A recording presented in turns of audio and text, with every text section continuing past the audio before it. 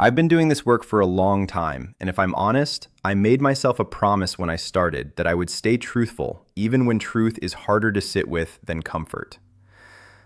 There are days when what I see stays with me longer than it should. Days when I leave a session and still feel inside someone else's story, still turning over how certain relationships can make people question the best parts of themselves. But there are also days that remind me why I never chose a different path. Those are the moments when I watch someone truly understand something about a person they loved, lost, and never fully made sense of. Not surface understanding, but the kind that shifts something inside them. What I want to share today is one of those understandings. Not something easy, not something that fixes everything or gives clean closure, but something real enough to change how you interpret the avoidant person in your life at a deeper level. Something that can turn confusion into recognition, even if it doesn't make the experience painless. I want to talk about what it actually looks like when an avoidant truly wants you in their life long term. Not the controlled, distant version of connection they can manage safely, not partial attachment, but the kind of love that runs deeper than their usual defenses, the kind their whole system is built to avoid, yet still somehow breaks through. And here is the important part. That kind of love rarely looks the way people expect it to. It doesn't show up as clear statements, constant consistency, or obvious emotional availability. Instead, it appears in indirect, layered, sometimes confusing behaviors. So much so that people often mistake it for uncertainty or lack of interest. But it isn't half love. It's full love expressed through limited emotional language. One of the first signs is the return. Not a grand return with clarity and accountability and emotional resolution. That is not how it happens. The avoidant who still carries real attachment comes back in small, careful, deniable ways. A message that seems casual but arrives after a long silence. A quiet check-in that leaves room for them to step back if needed. It is contact that can be denied if it isn't received well. That deniability is not random. It exists because something in them is still pulling towards you, but their internal system still needs protection. The ones who feel nothing don't return at all. There is no override, no pull strong enough to break their distance. But when there is even a small return, something has crossed that internal wall. Not resolution, but activation. The second sign is what I call long memory. They don't just remember facts about you. They carry the details of how you think, how you react, how you speak, the small patterns most people forget. It isn't effortful memory. It's what remains when someone has taken up space inside their internal world. This is why they can mention things you thought were forgotten, not because they are trying to impress you, but because those details never fully left them.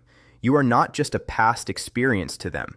You are something still present in their background awareness, shaping how they process things even in silence. The third sign is their anger, and this is often misunderstood. Not all anger means attachment, but a very specific kind does. It's the disproportionate reaction, where something small creates a response that feels too large for the situation. That kind of reaction usually comes from emotional investment they haven't fully admitted to themselves. Indifference doesn't react like that. Only something that matters more than they plan to matters enough to trigger that kind of emotional overflow. The anger is not the absence of care. It is often the pressure of care that has no clear place to go. The fourth sign is what I call private inclusion. This is when they start bringing you into their inner world without fully realizing it. They share decisions, struggles, or personal thoughts not because they need advice, but because, on some level, you have become part of their internal dialogue. It's subtle. It doesn't always look like emotional openness, but it shows that when they process life internally, you are one of the people their thoughts naturally move toward. You are not outside their world in those moments. You are part of how they think through it. The avoidant modifies their behavior for you, not in dramatic, obvious ways that signal conscious effort or transformation, but in subtle, incremental shifts that are easy to overlook.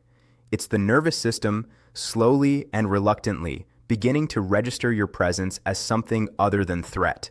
You see it in small deviations from their usual pattern, a moment where they stay in a conversation instead of pulling away like they normally would, a situation where they don't withdraw when their instinct has always been to disappear, a quiet choice to remain present just a little longer than their system feels comfortable with. Not once, not consistently, but in brief, fragile interruptions of their default response.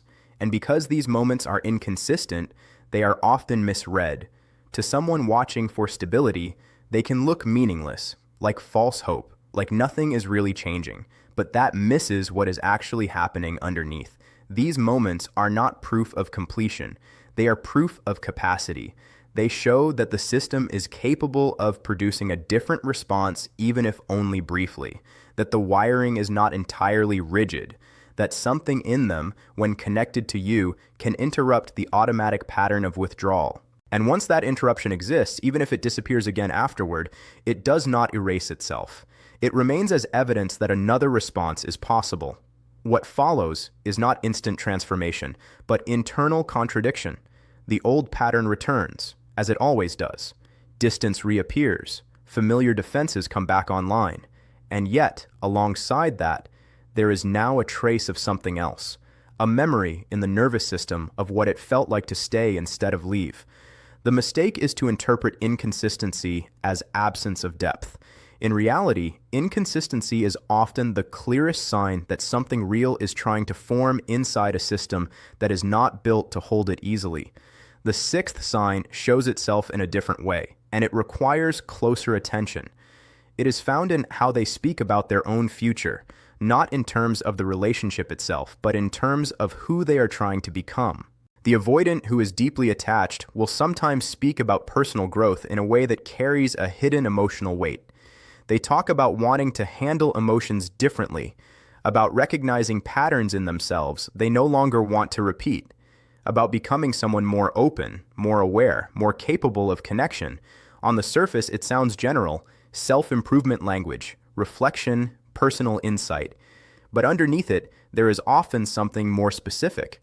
A quiet acknowledgement, never directly stated, that something about how they were in connection with you brought those limits into focus. It is not usually expressed as regret in a direct sense. It is more like awareness forming around absence. A recognition that something did not work, and that the reason it did not work is now impossible to ignore. So the language stays indirect.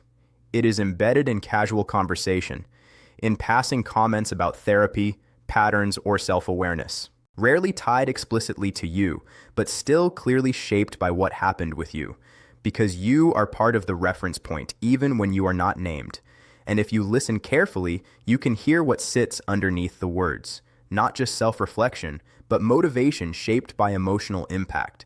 Not just growth talk, but the echo of something they did not know how to hold at the time it mattered. At this point, it becomes important to hold a more grounded perspective. Recognizing these patterns does not automatically create a clear direction for what to do next. Understanding that someone feels deeply in ways they struggle to express does not automatically make the relationship stable, available, or sustainable. An avoidant can carry strong internal attachment and still be unable to show up in consistent, emotionally present ways. Those two truths can exist at the same time, and the gap between them is where most of the confusion lives. So the real meaning of these signs is not instruction, it is clarity. Clarity about what exists beneath the surface of behavior, and clarity about what still may not exist in terms of capacity, because what is real internally is not always enough to build a life on externally, and love that cannot consistently take form in daily behavior remains incomplete no matter how intense it feels underneath. What these signs point to is possibility, not certainty, not guarantee. Possibility that there is something genuine beneath the defenses, something that, under different conditions and with sustained work, could become stable and visible. But whether that transformation happens is not something attachment alone can decide. It depends on whether the person is willing to confront themselves with enough honesty to outgrow the system that protects them. And that choice is not yours to make for them. What you do get to hold on to is something simpler and more important. The reality that what you felt mattered, what you experienced had depth, and what exists in someone's internal world does not automatically define what you are required to accept in your external life. because understanding someone deeply is not the same thing as staying where you are not met fully.